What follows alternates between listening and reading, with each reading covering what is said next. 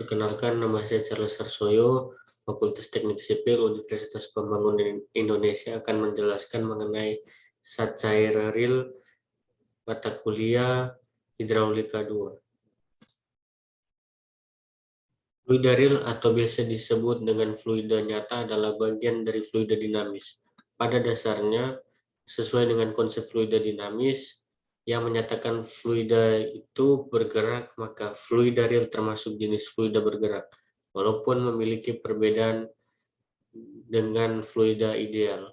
Hal yang membedakan fluida real dengan fluida ideal adalah kekentalan zat cair yang dapat mengakibatkan kehilangan energi. Menurut Sherpan, kekentalan disebabkan karena adanya sifat kohesi antara partikel zat cair. Karena adanya kekentalan zat cair, maka terjadi perbedaan kecepatan partikel dalam medan aliran. Partikel zat cair yang berdampingan dengan dinding batas akan diam, kecepatan 0, sedangkan yang terletak pada suatu jarak tertentu dari dinding akan bergerak. Pernyataan tersebut sesuai dengan aliran viskos yang didasari oleh kekentalan zat cair, sehingga fluida real dapat disebut sebagai viskos. Konsep viskositas pada fluida real.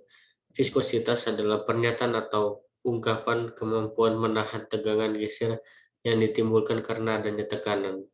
Biasanya hal ini terjadi karena fluida tersebut memiliki kekentalan tertentu. Semakin kental suatu fluida, maka semakin dibutuhkan tekanan yang besar untuk membuatnya dapat mengalir.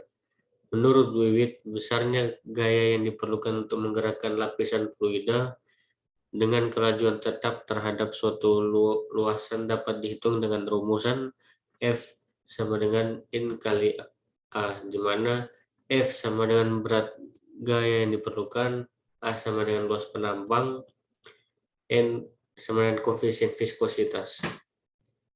Kekentalan pada aliran viskositas menyebabkan adanya tegangan geser yang kemudian menimbulkan kehilangan energi. Gesekan yang dihasilkan itu menyebabkan perubahan energi aliran ke berbagai bentuk energi lain, seperti energi panas, suara, dan lainnya. Kehilangan energi yang ditimbulkan dapat dibedakan menjadi dua jenis, yaitu kehilangan energi akibat gesekan. Kehilangan ini terjadi akibat adanya kekentalan zat cair dan turbulensi karena adanya kekasaran dinding batas pipa.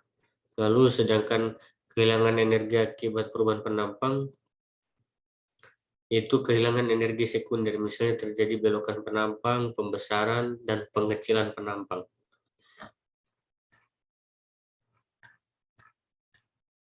Eksperimen tersebut membuahkan hasil.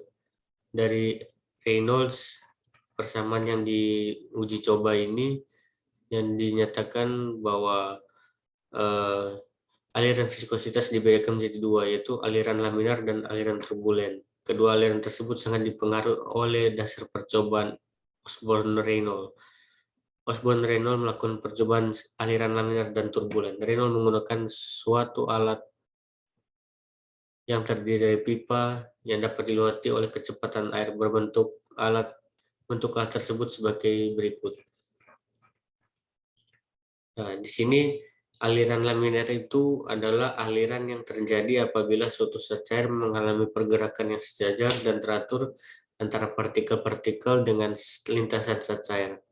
Sedangkan aliran turbulen adalah aliran yang terjadi akibat transisi pergerakan yang dialami aliran laminar. Hal ini dapat diketahui berdasarkan percobaan Reynolds. Bila bilangan RE diperbesar, secara otomatis kestabilan aliran laminar akan menurun. Peningkatan bilangan RE menyebabkan daya redam gangguan menurun. Gangguan-gangguan tersebut tumbuh dan saling berinteraksi satu sama lain yang menyebabkan fluktuasi yang sebarang. Nah, aliran bisa dikatakan turbulen jika kecepatan aliran dari zat cair atau kecepatan rata-rata Vm, diameter D dari pipa dan saluran, viskositas dan kinematik V dari zat cair.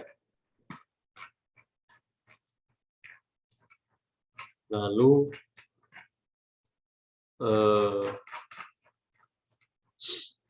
di sini kita akan bahas juga pipa halus. Koefisien gesekan pipa tergantung pada parameter aliran. Apabila pipa adalah hidrolisis halus, parameter tersebut adalah kecepatan aliran, diameter pipa, dan kekentalan sacar dalam bentuk angka Reynolds. Berdasarkan penelitian dilakukan Blasius mengemukakan rumus F untuk pipa halus dalam bentuk ini. F sama 0,316 per R pangkat 0,25.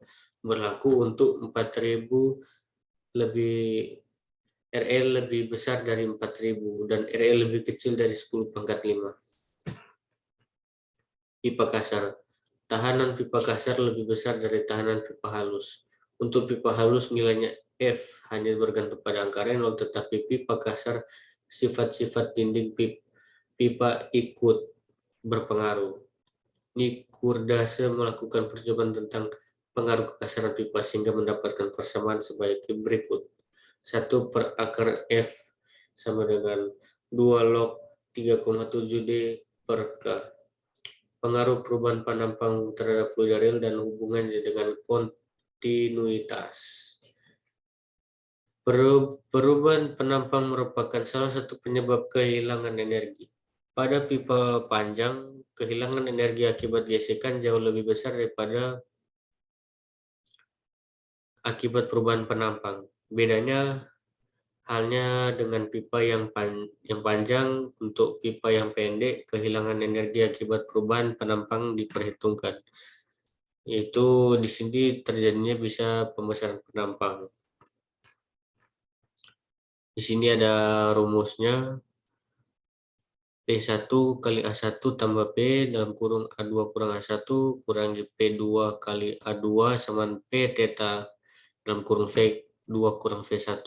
Kedua ruas di persamaan tersebut dibagi dengan A2Y sehingga P2 per Y sama dengan A1 per A2 kali P1 per Y tambah A2 kurang A1 per 2 kali P per Y tambah V2 per G kali V dalam kurung V1 kurang V2. Untuk persamaan Bernoulli, kedua penampang diperoleh HE sama dengan A2 kurang A1 per A2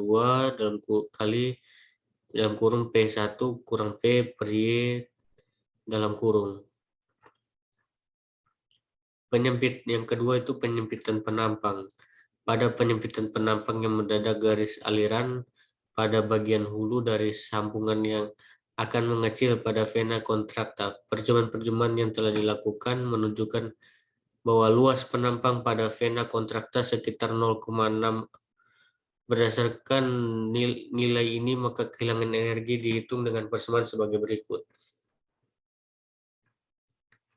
Ini merupakan penyempitan penampang.